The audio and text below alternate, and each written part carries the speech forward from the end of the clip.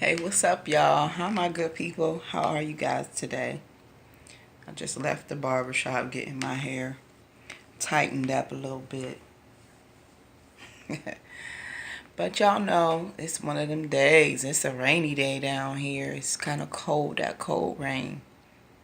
And so I decided I would just have some real talk with y'all. Y'all know how we gotta do. Keep it real, keep it 100, and then keep it moving. So, today I was listening to Derek Jackson, and he was talking about relationships, which I had did a vlog on that last summer about relationships and healthy relationships and things that we have been taught as a culture about relationships and being in healthy relationships. And he was speaking about relationships being healthy and how people will be like, oh, we've been together for 10 years and we've been together for 12 years and we've been together since high school and we now 40 and 50 years old. But I was just with him 1000% because was it healthy? Is it healthy? Because like I said in a past vlog, grandma and them always stayed. They was from the backwoods of Rusty Neck, Mississippi. And they didn't know much. And Papa usually couldn't read. At least he had a first or second grade reading level. Sometimes Mama and them couldn't, Big Ma and them couldn't read. So really, Papa was a sole provider. So where was they going? You know what I mean? So yeah, they was married on paper or in name, but was it healthy? How many outside kids did Papa have? How many kids did Mama and Big Ma and them have in the house that was Mr. Jim Bob, that we call Uncle Bob, up the street on the dirt roads, was his real daddy? But by Papa being off or getting jobs out of state or out of town, a little bit more money, he was gone. Big Ma and them was creeping. So was it healthy? And that is key, because people have been married for 50, but what happened from there to there in the dash in between? What did y'all do? Where did y'all mess up at? And if y'all did mess up and there was outside marital affairs and children or abuse of some form or gambling issues or whatever, how did y'all work through it? And if y'all really did work through it, how? And how did y'all do it in a healthy way? Because a lot of times they called yourselves working, but we just worked through it. That meant that Papa had his own room. Big Ma and them had their own room. Everybody was just living together. Rooming because it was efficient. It was cheap. We was splitting bills, Where else were we going? So Derek is so on point about, was it healthy? I don't care if you've been together since high school, since grade school, since kindergarten. If he was whooping your tail, you was whooping his tail. If y'all was fighting and was always cheating and drama and this dysfunctionalism, either you just used to dysfunctionalism and that's just how you work, or you actually did something that was healthy when you found dysfunctionalism to make it functional. So a lot of people do stay in relationships for wrong reasons. And all of us have a mechanism and a way that we cover our own self from being hurt. I know for me, I will only let you in but so far. And that is at my discretion. If you got past certain walls, I really like you. I'm really taking a chance on you. When you blow that chance, I'm done. I know how to block you. I know how to ignore you. I know how to be the dude in a situation. And most times, that's how I got to do. I got to be the dude in a situation and just cut you off. And I don't like being like that. I don't. But at the same time, I got to protect me. I'm going to protect me. I'm going to protect my emotion, my heart, my whatever. If I see you taking advantage of my kindness. And not that people ask you to be kind, but when you are a person of the core of you is just kind, people should respect that people are kind to them, because Nobody has to be nice to you. Nobody has to care about you. Nobody has to do anything that they don't want to do. So when people take the time out to invest enough time in you or enough effort to say, you know what, I'm going to expendage a little bit more energy into being positive or opening myself up to an individual, that should be respected. Because we all have gone through relationships that have left us in a certain position mentally, spiritually, emotionally, financially, to the point to where we feel like, I ain't doing that no more. You gonna get your foot right there at that door. And if you could peek past the door, you good. But if I open the door and let you have a seat, best believe it's something I see that's special about you that I'm gonna even expend my energy on you. So y'all know I make up words all the time, so don't be like, what is expendage? I make up words all the time. So get over it. If you don't like it, then you just don't like it, but that's just me. So anyway, seriously. So, there's a few guys that I like and that I talk to. And, I'm with how Doc Reed, because that's another one that I watch, who he is just so intelligent, so helpful, and I love to see our brothers kicking real knowledge. You put your people in the categories, and you see who, what, is certain people worth this, certain people, and they all have a category because each individual is different, and you cannot group all the men up into one category. And I had to learn how not to do that, because sometimes we'll see something that's familiar in a guy that'll be like, oh no, that was in that one relationship. Oh, I see that. I already know where that's going. Now I don't even have to be where that thing is even going. It's just because it's a red flag for you. It touched a hot spot, a spot that's still tender, and you like, nope, shut down, cut off, friend zone, or no exist zone. I'll put you in a no exist zone. But yeah, and so we automatically put up these walls. Whoop, hand, no, no. So we got to stop doing that too as women. And men too, but definitely I'm going to speak to ladies, because like we put up these walls, and I'm not against walls. I'm not against walls at all. Walls keep you safe. And if you know that you need to be safe from some things, I'm okay with walls. Just make sure that you don't build your wall so high that not can nobody get in, but you can't even get out. I've been there. That's why I'm going to talk about it. So sometimes people are sent into our lives just to remind us of how to live on purpose. Just how to laugh. Just how to live again. Just how to realize what's important and what's not. To remind us YOLO is real. Death in life is real. And sometimes people are just sent to nudge you a little bit. Hey, what you doing? Come on. Let's go do this. Yes, it's okay.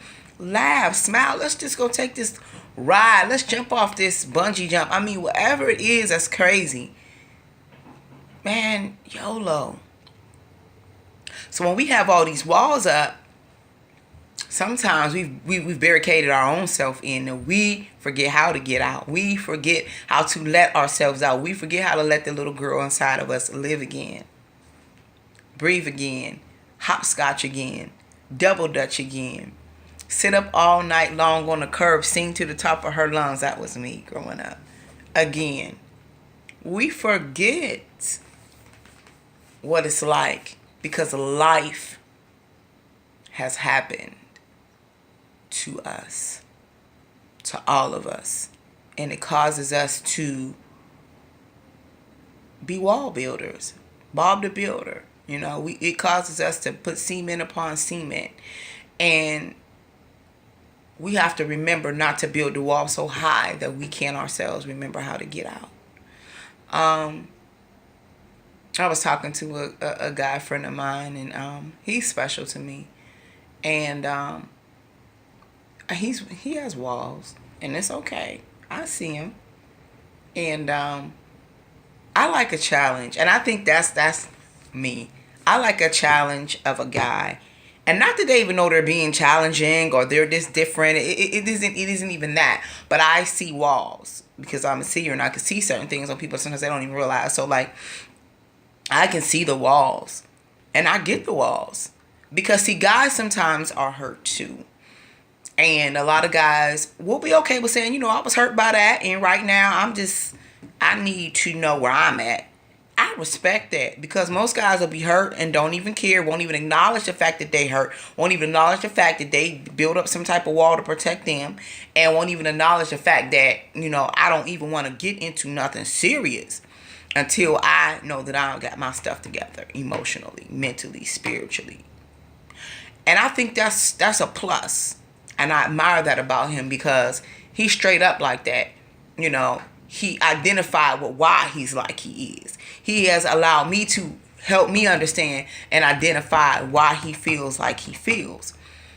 Or why he reacts to certain things or does certain things a certain way because of how he feels. And I like that. You know, it's not like I know what the root is.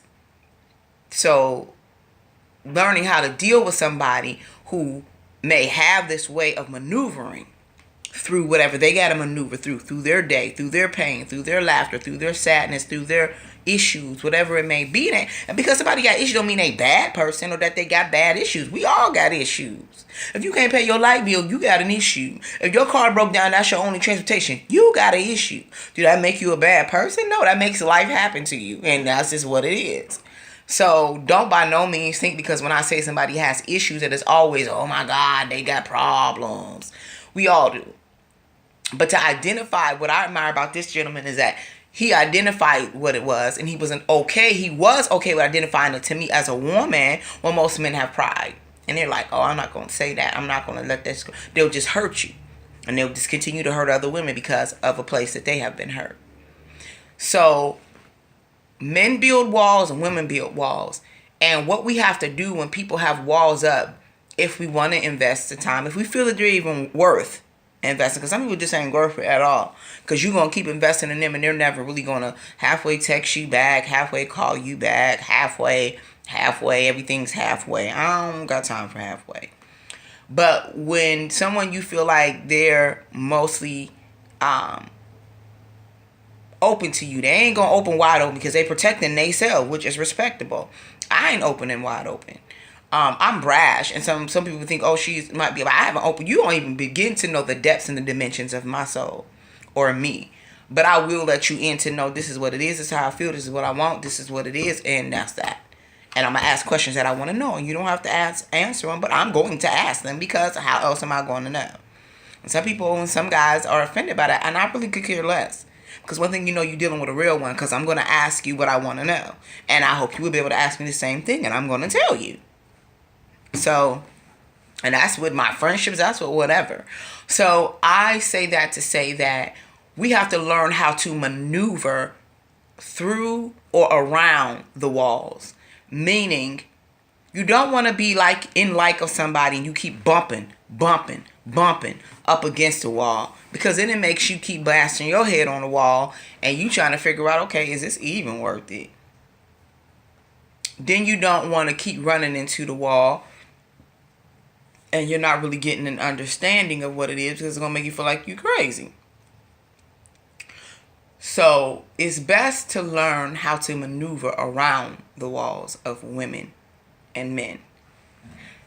Meaning, okay, for me, for example, I will shut down about certain stuff. I don't like no whole lot of arguing. I like to have discussions. I like to have, and this, so I found out in the last year and a half, there are so many immature grown folks, as in age 40 plus, that are so childish, that cannot have a mature adult conversation without feeling like they being interrogated, or why are you asking me this, or because I want to know. There's nothing, there's no hitting it. I don't got no rabbits up my sleeve. I mean, what? I'm asking you a grown adult question. So I feel like people, especially for me, I'm a woman, I like men. So for a man who gets offended because I'm asking you a question and you get all, well, I don't with nobody, so I feel like I don't got an answer to nobody, you sneaky. And you got a whole lot going on behind the scenes. And you only giving me what you want me to see. And really, you don't even know who you are yet, even at 40 plus some years old. I'm learning that. I swear I've ran at least 5 guys that are like that. And I'm like, who are you? Like, you can't answer an adult question without you feeling like somebody trying to argue with you or interrogate you. Or so to me, guys like that, they really just, usually they smutty and they sneaky and they got other stuff going on. And they really just, whether they have some type of addiction or some type of addictive behavior. But they always got something else going on.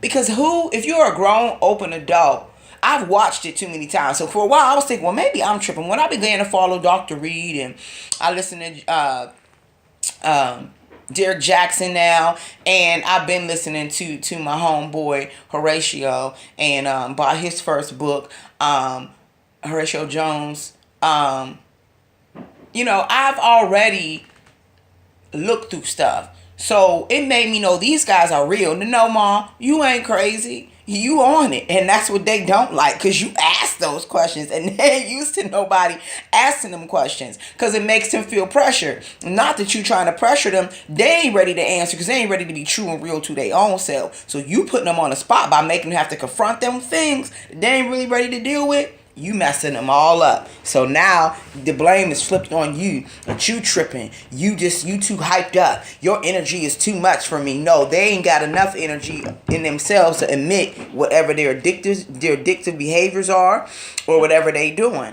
And that's okay. That's the bubble they live in. That's the reality they live in. You let them live in their reality. But no, you walk away with, no, there's nothing wrong with you. So a few people I've walked away because there's nothing wrong with me. And at the end of the day, I can ask you and you have every right not to answer. It's like I have every right to ask you. It's a question.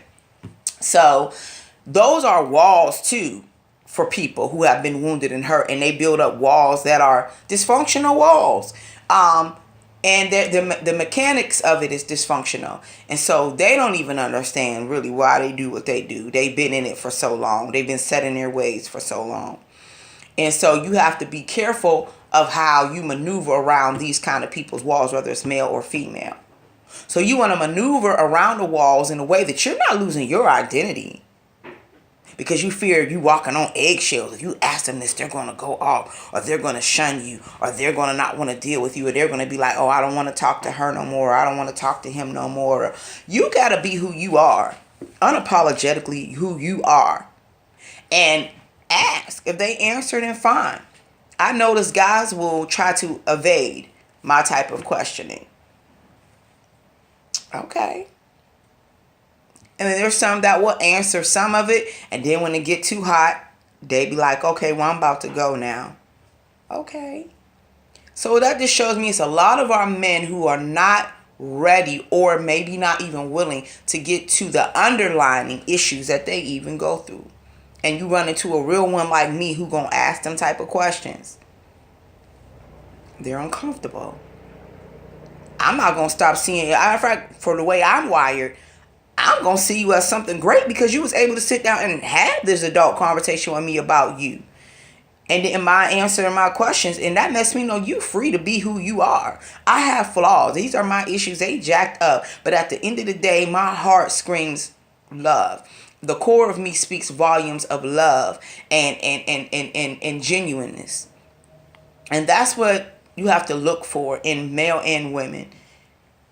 And you have to know that when you're dealing with people, you have to get to the root of what it is sometimes, and without them even knowing that that's what you're doing. Because if you like them, you're trying to figure out if I'll be able to deal with certain ways about them, or certain attitudes, or certain ways where people get this. Because I'm one who love my space. I do. That's why I can say, I know I don't want a relationship, but I want relationship dynamics. Take that how you will. Now, if somebody was to sit down and have an adult conversation with me, ask me personally, Monty, break that down, have no problem. But I'm going to leave it at that. So, but I don't necessarily want that. Like the companionship, the dynamics of a relationship, yes. But I don't want to say, oh, we are one item. No. I like my space too. I like the fact you live where you live, I live where I live. And that's that. So, that's easy enough. But what I do expect or would like or would enjoy is a person who can sit up and make in their mind to say, you know, if you need me emotionally, if you need me physically, if you need me financially, I got you. And I'm going to be that same person in return. The dynamics. So, and then it leaves what things are known don't need to be said. Then that's just what it is. But, you know, and if it flowed to that because it flowed to that and you just fell there, then that's okay. But just to say, I don't want to do that. I don't want to do that. So, you got to watch how we maneuver through walls because we don't want to offend them and we don't want to push them away and we don't want them to push us away. But at the same time, we need to learn how to maneuver around those walls.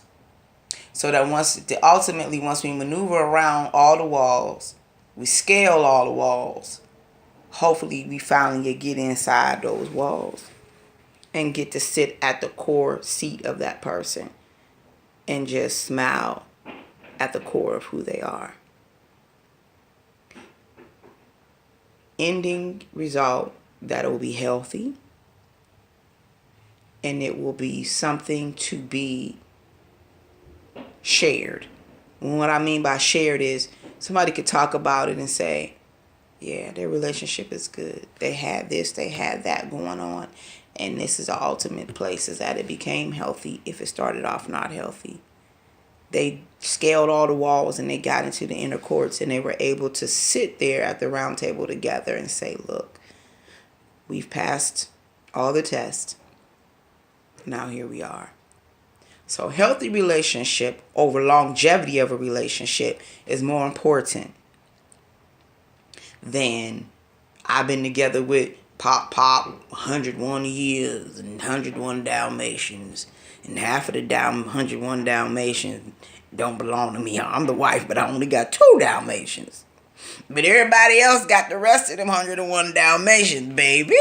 That wasn't healthy. You stayed because it was convenient. I'm not saying you ain't love Pop and Pop ain't love you. I'm saying ultimately, boo, you stayed because it was convenient. And you didn't know nothing else. Pop still took good care of home, even though he was out there on the roam. So y'all, be healthy in all your relationships. Parenting, heterosexual, even if you and lesbian, homosexual, I was going to say homophobic, not homophobic, homosexual relationships. Be healthy. If you going to be in them, be healthy. It don't matter if I understand, who don't agree. Be healthy. That is from the tutor to the rooter. Be healthy about everything that we do in our relationships. From the tutor to the rooter. Be healthy. Be healthy. Communicate healthy. If you got to call it an argument or whatever, discussions. Be healthy. If you got to walk away, come back, be healthy. If you got to say, I need to get in my car and ride, when you come back, be healthy. Whatever it is, be healthy. Don't just be in something because you don't know nothing else, or this is familiar to you, or you want to be here because whatever. If it's not healthy, it doesn't matter to say you was together for all them years, and all them years was hell. So I just wanted to have some real talk with y'all. Healthy versus longevity. I'd pick healthy any day over than being able to say I was with somebody 101 Dalmatians and only 2 of them Dalmatians is mine. Remember, I'm always praying for you, boo. Just some real talk. Respectfully, Monty.